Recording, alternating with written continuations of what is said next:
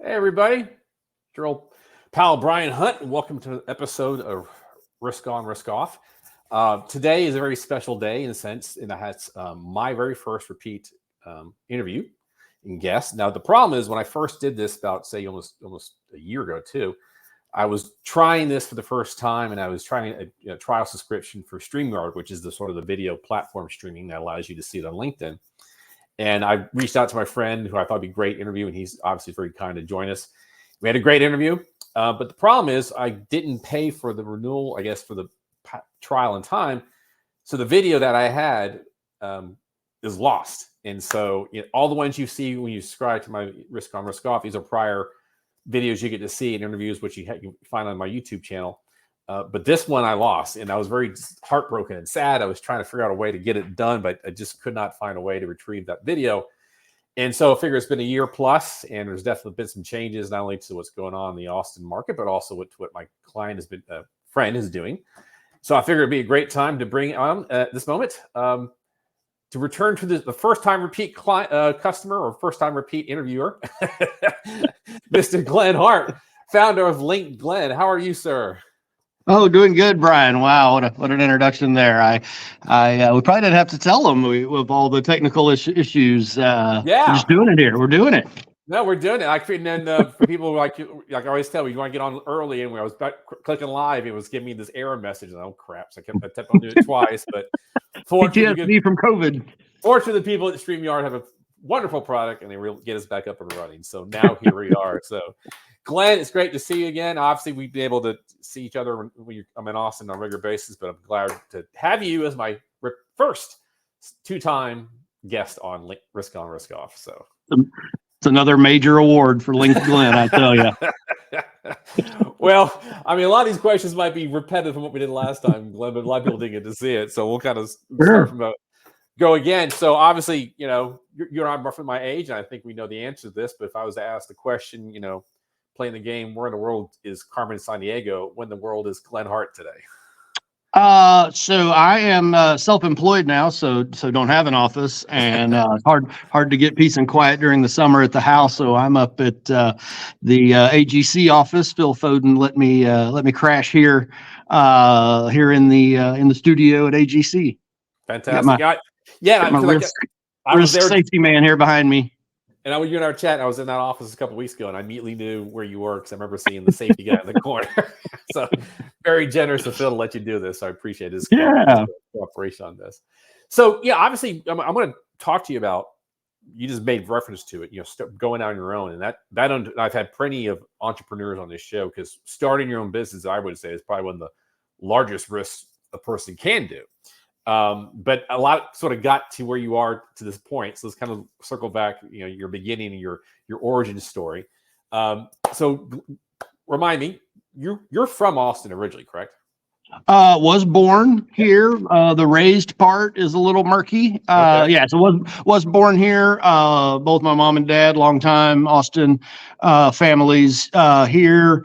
My dad was the area manager for McDonald's, Central Texas, and kind of reached the point he wanted to go out on his own. So got approved. And the first store they offered him was in Deep East, Texas, 30 miles east of Nacogdoches, Center, Texas. So we moved there when I was in second grade. And graduated, huge class of about 96, I think, graduating class. Then came back for UT Architecture School in 1996, and have been here full time ever since. But growing up, grandparent summers and family reunions and everything throughout the years. So definitely been around it my whole life. It is definitely home. Wife's from northern Arizona, where they have these things called seasons, and she every summer it seems like she asks, "Why do we live here?" And normally I'm like, "Oh, it's okay, it's great. Everybody else wants to live here." And now she asks, and with the heat and humidity, and I guess getting older, I'm like, "I don't know, it's dumb. The weather is dumb." Yeah. Well, and it's too early in the summer. Yeah, I think your wife and my wife are kind of the same page, where she's kind of made it clear that she's not sure how many more summers she's got instead of Texas. And so when we're retired, I think there might be a future that we're going to get an Airstream and travel the country and solve mysteries or figure something out or get a place in upstate Michigan, which seems to be the popular place. There you go. So we'll see. But yeah, the summers are getting pretty rough, and we'll talk about that later in real estate. So remind us, Glenn, how did you get into architecture? Was it something you always had an interest in high school, or how did that sort of become your study? As I mentioned, I grew up went to small high school. Counselors were worried about counseling, the people that needed other type of counseling. So really just kind of left on my own. And as graduation was approaching, my brother and my dad went to UT. So I thought, well, I can go to UT, and didn't realize you had to pick, at first what school you wanted to go to. And so my art teacher kind of said, I think you'd be good at architecture school. So I applied and somehow got in. I don't know if there was a East Texas small town quota I checked or what, but made it in. Yeah. Well, it's amazing how the school counselors can put you in a direction that your life goes on a tangent. So obviously you studied architecture, then come out and you were there. Let's even circle back. So you were there late 90s, correct? Mm-hmm. Austin. So how would you characterize Austin back then?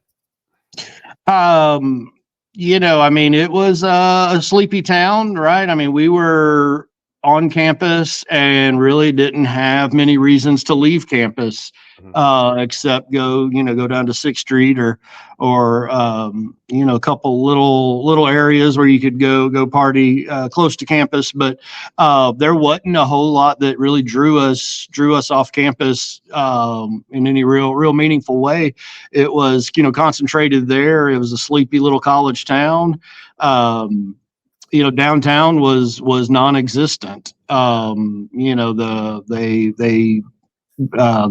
City Hall development right there was kind of one of the first development areas of downtown since the mid to late 80s, I guess.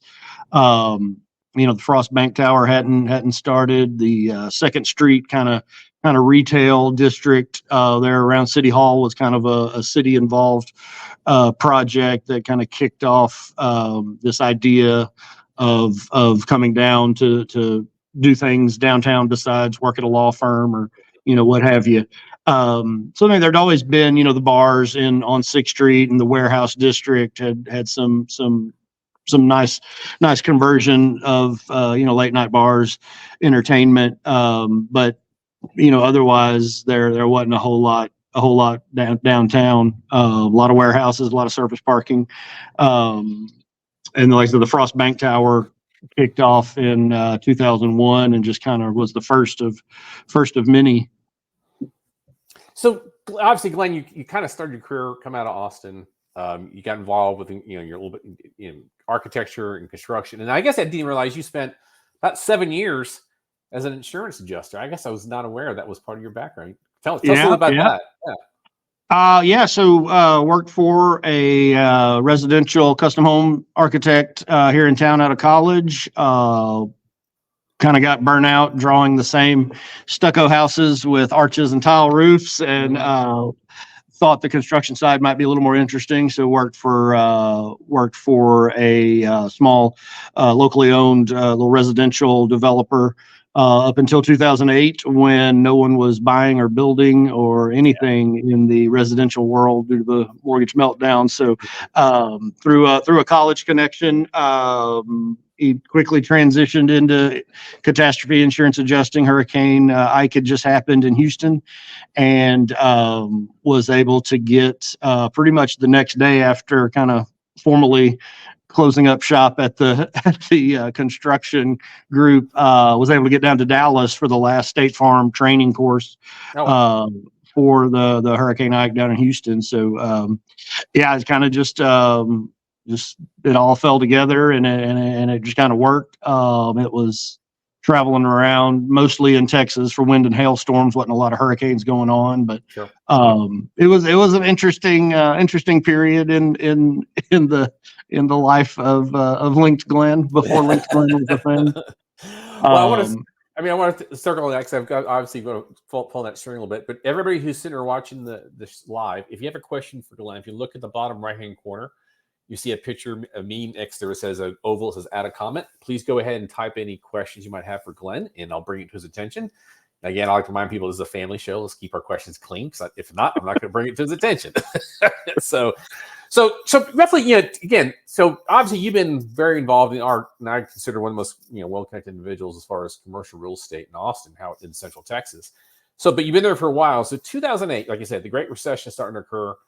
How would you sort of characterize Austin at that time? Because I tell people, the Great Recession was bad for a lot of parts of the country, but Dallas and Texas and Houston, it doesn't get as hit as hard as others. And I think tell people we had our own real estate, collapse and the, savings and loans catastrophe. So the lending standards got a little tighter. How would you characterize Austin back just when all that was starting to go down? Well, Austin's always had the moniker, last one in, first one out of a recession. Mm-hmm. And that was definitely true in 2008, and mostly because we hadn't seen the run up and all the wild speculation in the housing markets. So it was still, people were definitely, there were some people that were able to get a mortgage that probably shouldn't have, but at the end of the day, the prices didn't crash as much as in other parts of the country because they hadn't seen that ridiculous appreciation. So they came down a little bit and it flattened out, definitely builders nationwide just kind of stopped building because they weren't able to get people to get qualified for financing and everything. It was just completely a different world. So, whether the Austin market made sense to build in, they just mostly weren't. So it definitely, kind of stopped and flattened out, but there wasn't a huge crash, huge correction. Whereas, over COVID, we saw the, 40-50% price spike. So we had the room to fall, which we've seen now, but back then it was still had the perception of being a really cheap place to live. And look at your backgrounds. I think it's kind of interesting since you got, I've known you the past 5 years or so, and you've been involved heavily with, more directly, payroll, an employee in construction working for some construction firms in Austin. And I'd kind of like, my take is that Austin, that the word, got so popular, the hot spot to be. And I would say, we're kind of maybe sort of lined up with maybe right before, not saying right at during the COVID. Obviously, COVID blew up. But my take is I would tell people 5-7 years ago, things were really starting to get kind of frothy in Austin as far as the big names coming and starting to get the new projects starting to get online. Where would you sort of maybe if you were to put your finger on this, on the calendar? Or the it seems like 2012 really is when really started getting the nationwide attention and the corporate relocations, that the downtown towers started to come, the condos, downtown live, work, play.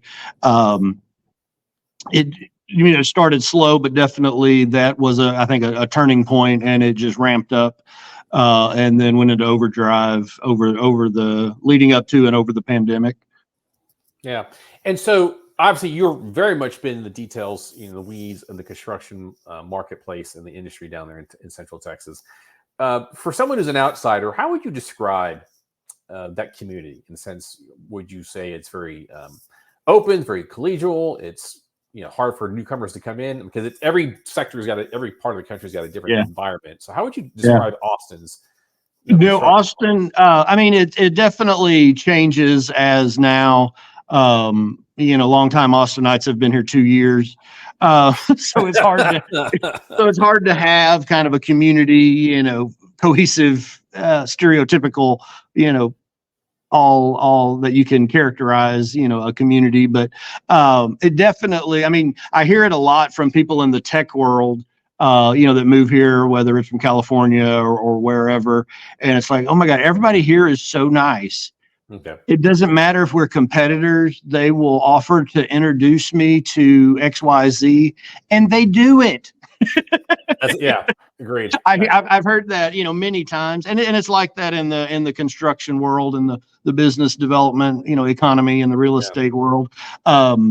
Yeah, people are more than happy to connect with people with no expectation, with no not needing to get anything out of it, just knowing we all kind of deal in karma. And I feel like it's different than a lot of other markets.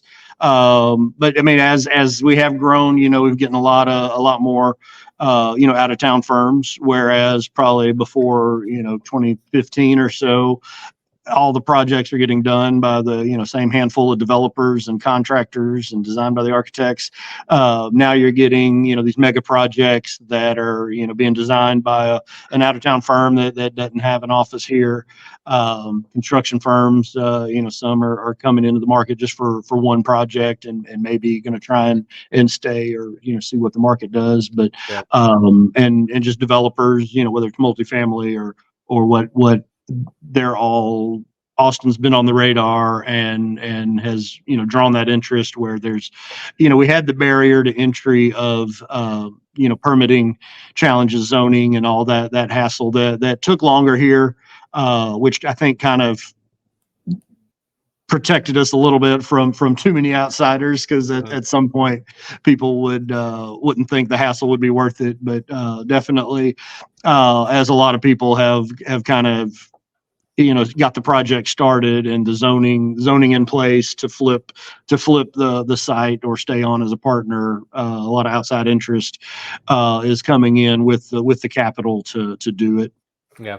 So Glenn, step back for a second. So obviously your career, like when I first got to notice met you, maybe say about, I think you and I probably mentioned about 5 years ago or so. And that's at the same time I've been using LinkedIn for quite some time. But I guess I would say when I first met you, it was clear that you seemed to have a grasp or an understanding of the power of content marketing and how you could use it for your advantage, because you've been doing business development marketing for years in the construction real estate world, and there's lots of other people out there. But then I found that at least my thinking is you're an early adopter of using content marketing to build your brand and to build your awareness in the marketplace. What was, we're talking obviously about, your what you've been doing with the BoomATX podcast, and also just LinkedGlenn, which you started like in 2020. But what was sort of like your early perception or adaptation of content marketing? What was sort of like your reasoning, and what got you really sort of juiced to start going forward with it? I mean, in the business development world, right, early on, it's for research and seeing who's where and who you can connect with at different firms, real basic stuff. Not many people are posting much more than, starting a new job, looking for a job, did a project tour or, company retreat, whatever.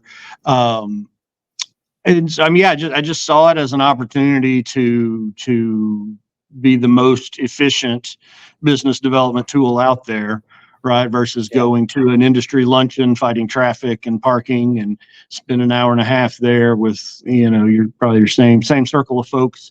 You can really start to, get attention and visibility, real efficiently. It's free, and it just takes the nerve to put a few things out there and figure out what you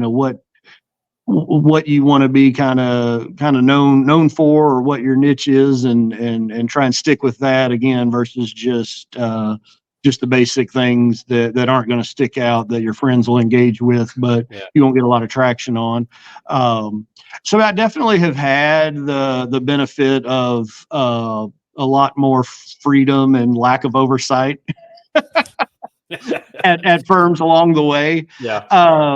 Because most use LinkedIn, and it's almost 100% focused on their firm, their projects. And I always joke, every firm has good people good projects, on time, on budget. Yeah.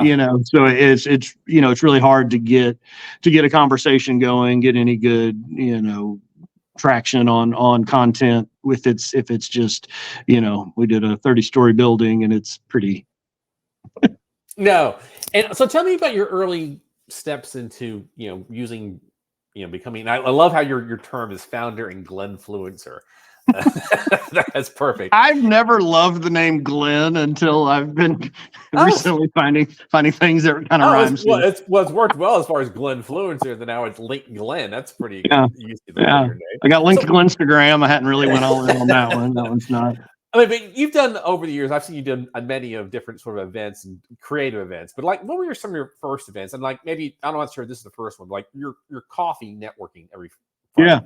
Please talk about how that came about and how you sort of use that to your advantage. Well, I mean, so starting, when COVID first hit, as a business developer, I always joked my job was to take architects to lunch. Mm-hmm. It was COVID, the restaurants were closed, and architects were the last people you'd see out in public. Yeah. So LinkedIn was kind of it, to really interact with people, and I had a little more time, and so it made it really, at COVID, it started when City of Austin shut down construction in the beginning in March, April, shut down construction projects unless they were public or deemed essential business related. Mm-hmm. And we were doing multifamily housing at the time, which was not public or essential business. Then it just didn't feel right. So I started a change.org petition to keep Austin building. And somehow it sent it out to my connections, and somehow it took off, and ended up getting, I think, 24,000 signatures. Wow. I mean, the governor ended up stepping in and saying you can't not let people build. You can put parameters on safety and things, but you can't just blanket say you can't build here and not there. So I don't take credit for that, but it really got a lot of traction. 24,000 signatures is pretty impressive, Glenn. Yeah. So I mean, it really got a lot of traction, and just shows the power of online social media. So, and about that same time, though, just started a Friday coffee virtually at first. So just sit around with some friends, tried to kind of keep it non-competitive, a good variety of folks, just to hear, what their office is seeing, doing, our project's still moving forward. What they're hearing is the CAD, servers working from home remotely, all those things. And then it devolved into complaining about masks and whatnot. Yeah. So once restaurants reopened in June, I was like, okay, well, I'm going to go back into the real world. So we started meeting at Radio Coffee with outdoor picnic tables. Seemed like the safest. Yeah. Safest option, and had other people that were ready to come out. We'd meet up, and then I guess that October, Easy Tiger on South Lamar opened their outdoor patio. They moved over there and opened the outdoor patio, and had much bigger picnic tables, so it worked out great. And it was new, so it wasn't busy. Yeah. So it worked out good for me, and have had it, there every Friday since October 2020. Fantastic. No, and I've been to a number of those coffees, and I find it very, it's very collegial. To your point, it's very open to the cross section of the construction real estate market. And to your point, everybody's trying to just connect, and because it's all about relationships in this industry, and whatever you can do to facilitate that relationship, I think, is very well received. So, it's if you are in the commercial real estate market and also you're interested in getting more, then obviously to follow up with LinkedGlenn. The coffee is every Friday morning. Easy Tiger, South Lamar, all are welcome. So that's right. Yeah, that's awesome. I mean, even if you're not in the real estate world and just want a free cup of coffee, come on over. Very, very kind of you, sir. So obviously the coffees were started having become popular, but you've taken it from there and done other things. What have been some of the other? Yeah, I know there's a couple of things you do pretty frequently. Like, I don't want to give away your thunder, but like the bus tours. What are some of the ones that you've been very well received? Yeah. So yeah, the coffees every week, and then have had I guess 3 now annual downtown double-decker development bus tours in the spring. So just go around and kind of make up facts and stories of buildings we can drive by, and ends in a happy hour, and everybody has a good time playing tourist in their own town. Yeah. They're a lot of fun. Kind of limited in number of seats on the bus. Everybody wants to be upper deck. So it's only about I think we're about 45 or so on there. So a good turnout. I have a lot of good feedback. That this year transitioned to getting to invite to be a tour guide on a boat tour for one of the industry groups. So that was kind of a different speed and just vantage point that I might try and borrow for a fall boat tour. So always looking for different things. Started a charity sandcastle contest. It'll be the 3rd year this year. So out at Valente Beach on Lake Travis. So my question: there is actually an adequate amount of sand for people to build the sandcastles there? Well, no. Well, there is, but you have to have the right kind of sand. Got it. So it is imported, shipped in, trucked in, and is the hardest part of the whole deal. Finding either a sponsor to cover, or somebody to kind of in-kind donations for hauling it, because the hauling is the sand's not that expensive. It's the hauling across town in several trucks, because the access to the beach area you can't get there with a big trailer. So it's numerous dump truck fulls. That's impressive. Yeah. So try and get 10 industry teams. Try and encourage people to team up with different partners, design, construction. Put a whole team together, kind of break up the effort, and so compete. I do an Austin theme. So it's open to interpretation, but it has to somehow be Austin related. So we've had everything from an armadillo to a Millennium Falcon crash landing on the Texas Tesla Gigafactory. Nice. So each team agrees to $1,000 entry fee that's paid to the winning team's charity of choice at the end. So it's pretty competitive. People are trying. They want to win and raise money for their charities. So it's a win-win for everybody. So that's going to be coming up into September there at Valente Beach. Good. So kind of maybe it sort of deviates off that same tree. So tell us how BoomATX came about and how you got involved. It's I get random opportunities. So I had somebody reach out. I think I was loosely connected with one of the guys, and he was working with now Lee Schnedeker, who had a warehouse space up by the Domain and had this kind of 10 by 10 windowless closet that he finished out as a podcast studio. He's in the AV wiring kind of tech space, and he initially was going to do a IT podcast and thought that would be the most boring thing ever. So we somehow got connected on LinkedIn, and he was, thinking of doing our Austin real estate podcast. And he offered tickets to the first Austin FC game as if I'd come meet with him to talk about it. Nice. And I'm not a soccer fan, but there was so much buzz about it. I'm like, I'd love to go see the stadium. So we did. So we were kind of building it towards being a Austin real estate focused podcast, but kind of realized, well, it doesn't age well once you talk about a project and it gets released a few weeks and the news is old, and then at some point nobody's gonna go back and listen to it if the project's already done. That we started talking with folks, and it was more interesting their personal stories of how they got to Austin, why they're doing whatever they're doing in Austin. So it really quickly transitioned. Just we were able to get some guests early on that, whether it's small business owner that, has created something in Austin to hear their backstory and creating their business and in Austin.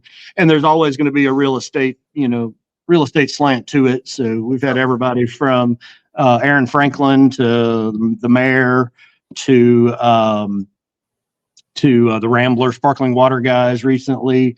Actually doing one today with Lee Miller, the boot maker, Charlie Dunn's to Texas Traditions. It's been around for decades and has a 4-year waiting list for custom boots, all made by hand. And so yeah, I'm going to go do actually at his shop. I'm going to do record an episode this afternoon.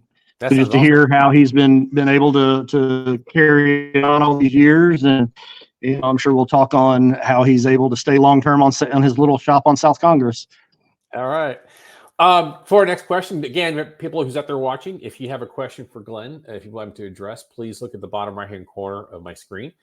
You'll see a picture of me. Next to it is an oval that says add a comment. Please go ahead and type in your question for Glenn. And again, as long as you keep it PG, maybe PG-13, I'll bring it to Glenn's attention. So, so Glenn, that's a good way to segment into. So tell us where you're on the ground and you're heavily involved in the marketplace. How would you describe the commercial real estate market, or even residential as well, in Austin and Central Texas? Now, there's been a lot of, the conversation has been like some stories, about, people fleeing Austin and prices are dropping, but like at the same time, I'd say, well, prices were high because there wasn't enough housing. Now markets finally supplies catch up with the market demand. So that's supposed to happen in a correcting marketplace, compared to other parts of the country. It's still hard to find to build because of regulations or permits, whatever the case may be. But I mean, it does seem like it's slowed down. So how would you summarize what's going on right now in the Austin market? I don't know we're having that much more of a downturn than other areas, just because we're running into the same challenges. Mortgage rates, interest rates, financing challenges. Mm-hmm. We are definitely, Austin has skewed a little more on the tech side, so have had the layoffs with all the big tech companies, but they're not leaving town. They're cutting their workforce because they overhired over COVID. Heard stories of people hiring people just so their competitors wouldn't hire them, and they would figure out if they had really a need for them later. So all that's kind of went away, and now they're right sizing, and so we do have some reduction in workforce in the tech world. They don't need as much office space. We have the Facebook took a full office tower, 570,000 feet or so over COVID, and then fairly quickly realized they probably weren't going to need it moving forward. So once the building's complete now, it's available for sublease. So that definitely drives up vacancy rates. Doesn't look good, but again, we're relatively in line with Dallas and Houston.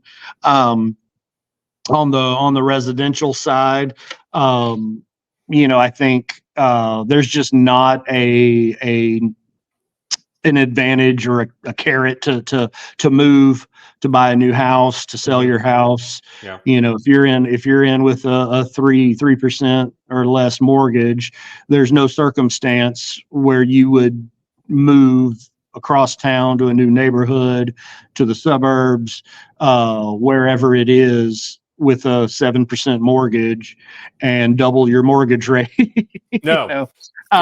So every home sale has some sort of distress attached to it. So there's not as many buyers looking that can easily sell their house. So it's kind of relied on to either renters that are now thinking I'm going to jump in, or relocation, people move from out of town. Whereas all the home sales are either people that are just putting it out there and say, well, I know I kind of missed the peak, but if I can still get this for it, we'll sell it. So it probably aren't reasonable with the price, or it's again a distressed sale, where they lost their job, or death in the family, or whatever situation that's kind of forcing them to put it on the market and sell it at whatever they can get for it with the reduced pool of buyers. So I mean the prices are down again because we had went up so quick and fast in 2022. So not a lot of activity out there.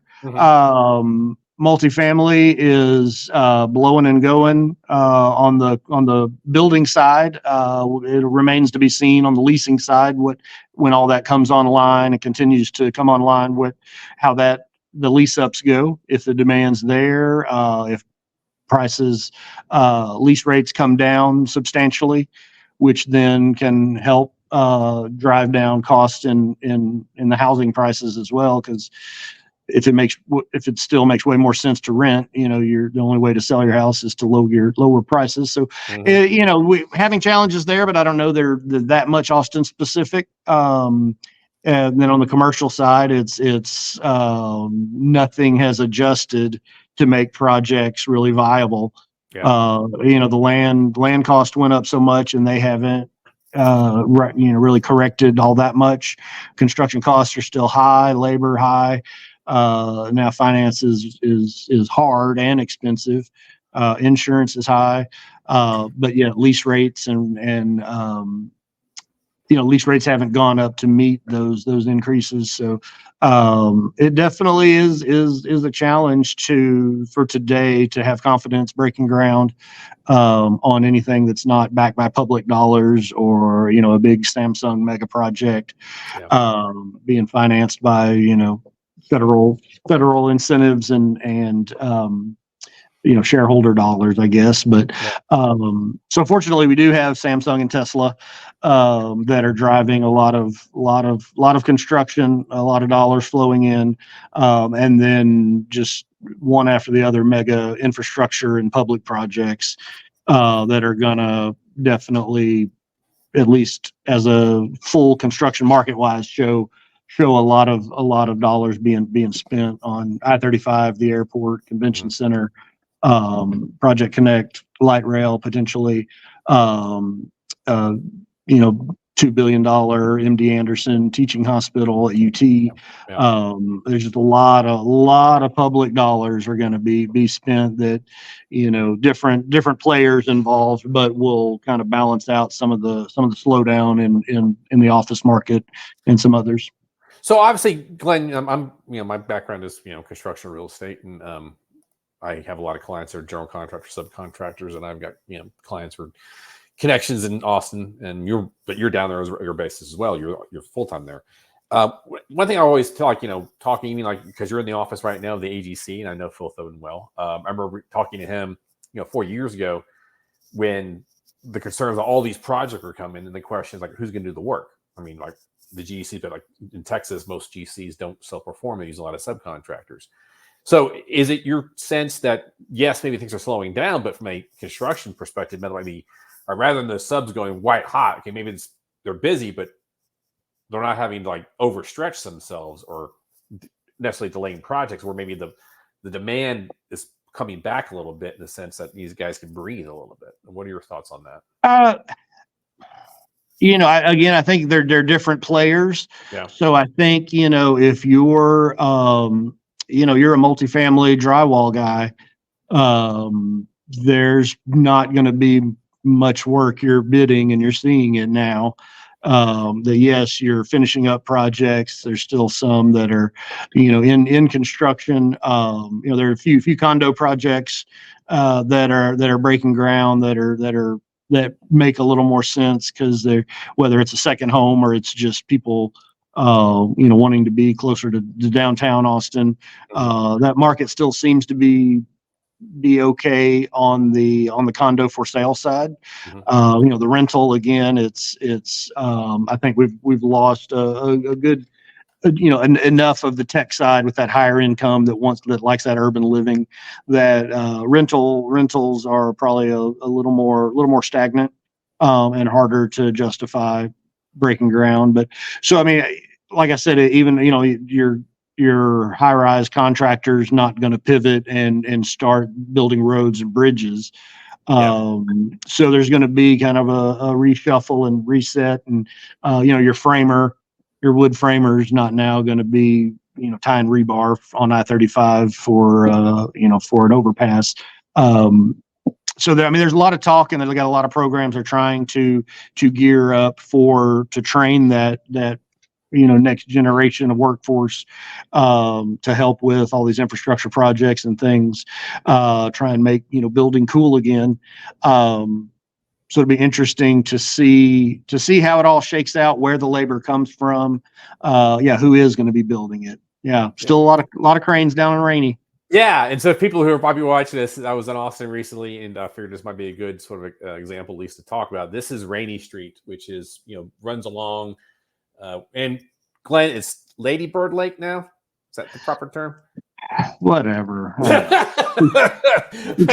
tired of renaming things. Okay. All right. So it's Lady Bird. Lady Bird Lake, and for people who don't know, this is like it's near downtown, and the lake kind of the river, whatever, sort of bends a little bit. And this area right here, which is amazing, Glenn, maybe you can give me a little history real quick of this district, because 5 years ago, 6, none of these towers were here. Correct? So probably 10, 12 years ago, it was just all residential bungalows that were, from the 40s, 50s that weren't maintained. It wasn't a desirable place to live for the most part, and the city upzoned it and made it where you can have commercial uses. And interestingly enough, the first person to really see that and take advantage of it was a bartender from Houston that pulled some money together and opened up. I think Luster Pearl, maybe. I don't remember the first one, but converted one of these bungalows into a bar with an outdoor backyard patio feel, and it was just real laid back, and you could kind of, as they started building out, you could just hop from bungalow to bungalow. Each had their own kind of different design and niche, but so it was really took off and was a huge success, and then drew the attention to, I guess, first the Hotel Van Zant maybe was the first kind of high rise that went in there, and then the condos started coming. I think 70 Rainy maybe was the first, and that was probably in 2018 or so. That you took a few bungalows away and were able to go up right there. Amazing, some of the best views in town. You got the view down the river, the view back to downtown. Just incredible, access to downtown, right off I-35. So slowly at first, and then now there's only a handful of the cool bungalows left, and just higher. It's all there's I guess the water line now that's broke ground. That's, I don't know, maybe 20, 30 stories up, but it's going to be the tallest tower in Texas. So it's a mixed use, and will have office component to it, but most of them are condos, hotel or apartments. And again, still a few bars. A couple of them are going to have, more fancy upscale venues in their condo towers. But with it being so close to the convention center, it's definitely the bachelorette capital of Texas. It's been crazy to see the transformation, but it's getting to where most all the sites are at least spoken for. There's still a couple that'll be kind of left for the last mega sites. We still have probably the most valuable IHOP there on the corner. I was about to say, in that Holiday Inn, man, I don't know if someone's gonna write that person a check at some point. Someone's gonna write that person a check. So I mean that's definitely where the towers are concentrated downtown. No, it makes sense. And so obviously, Glenn, going to congress your timer, but I'll definitely want to bring to the next part.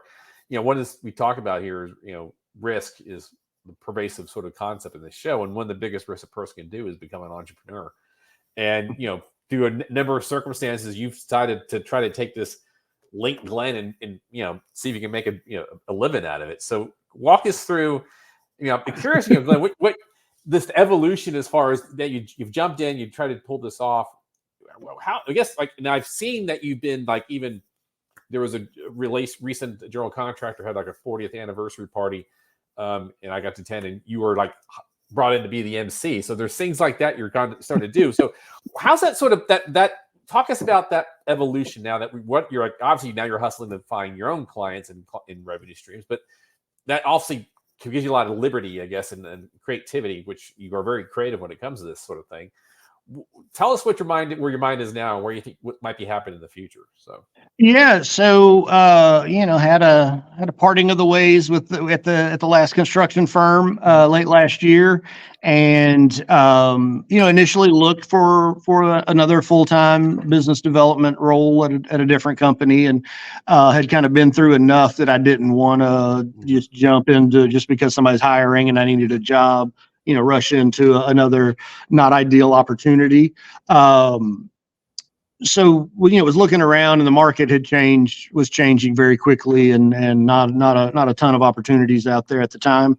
I started looking, what is the problem? There's business development roles. There's a lot of turnover with a lot of people, and it's a fully non-billable role, fully expense sales position that a lot of times hard to 100% tie a project win to that person. It's there's a lot of finger pointing. Well, no, I knew him first, or whatever. So it's a lot of times it's hard because at least in my experience, the business development person just kind of gets on their island because everyone else is out executing work and making payroll and all this, and it's they'll get involved when needed for a pursuit, interviews and things like that, but not as much really deep dive and interaction and understanding what they're doing, how best to do it, and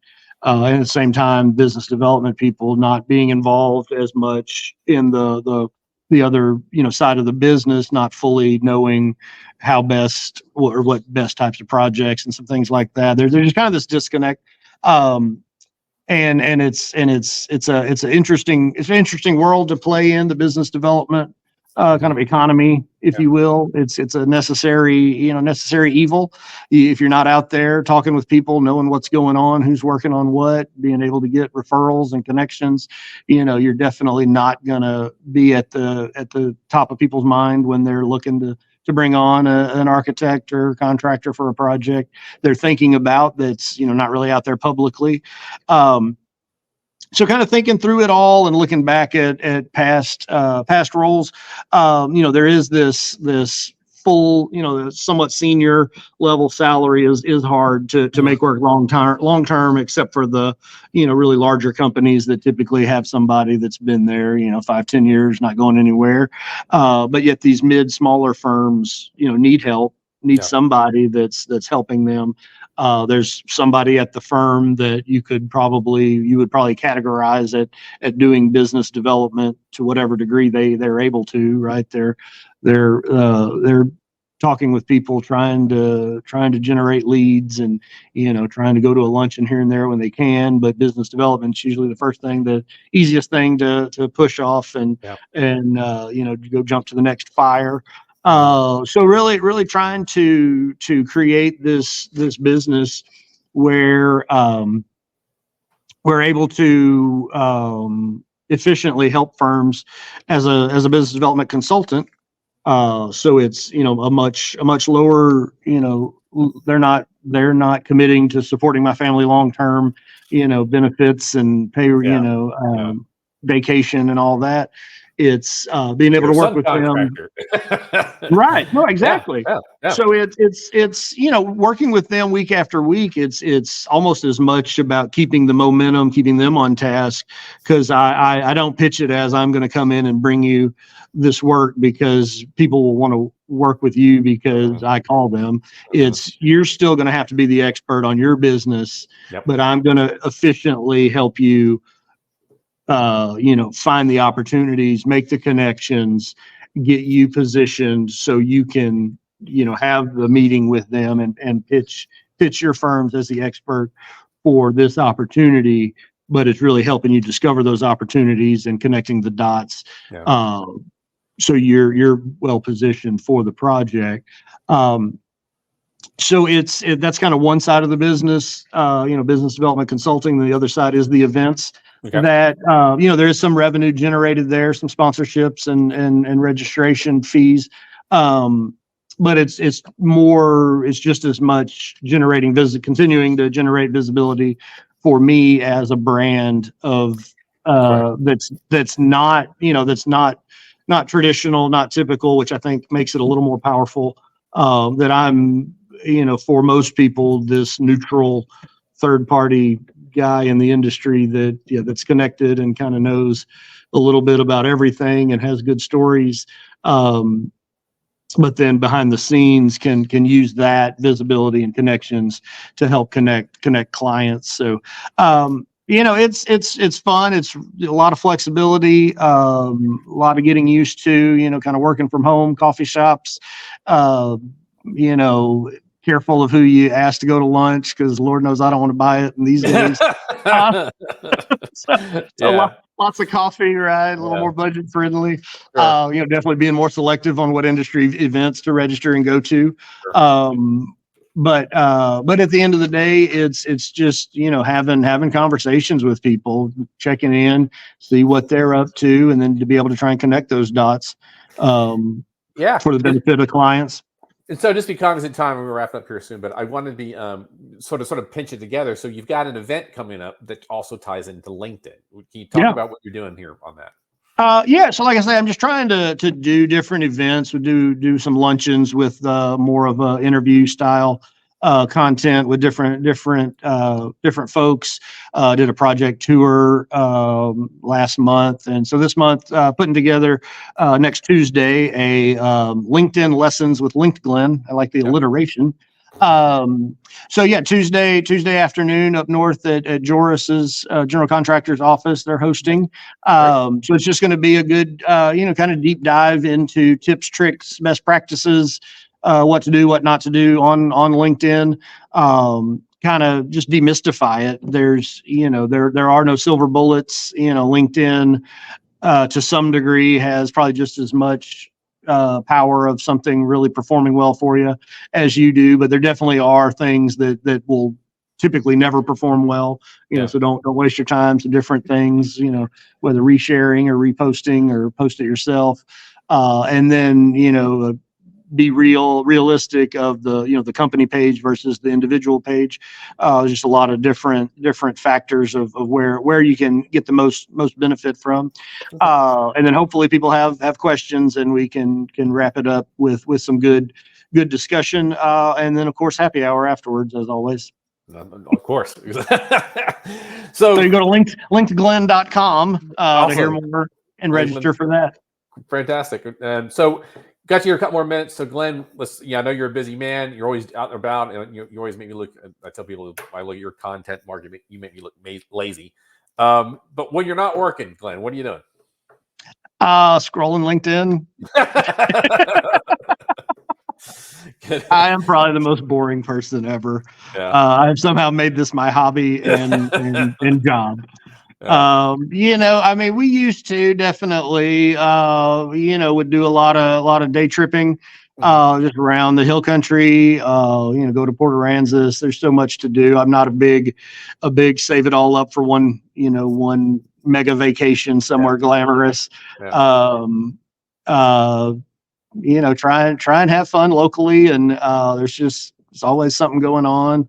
Family, we're out in Lakeway, out in the suburbs. Nice. Family's kind of out there in the bubble, and they stay there.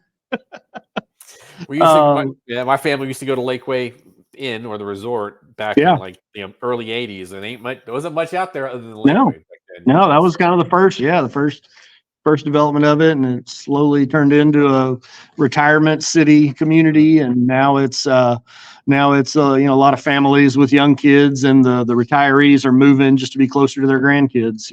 So Amen. kind of full circle. So I think you mentioned earlier, but you do have a trip coming up to Colorado, correct? Yeah, we this heat and humidity is just ridiculous, brutal.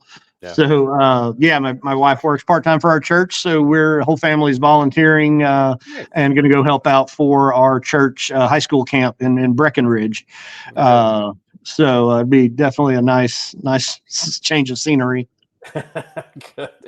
And so, Glenn, if somebody started watching this, obviously they can find you on LinkedGlenn and on LinkedIn as well as Glenn Hart.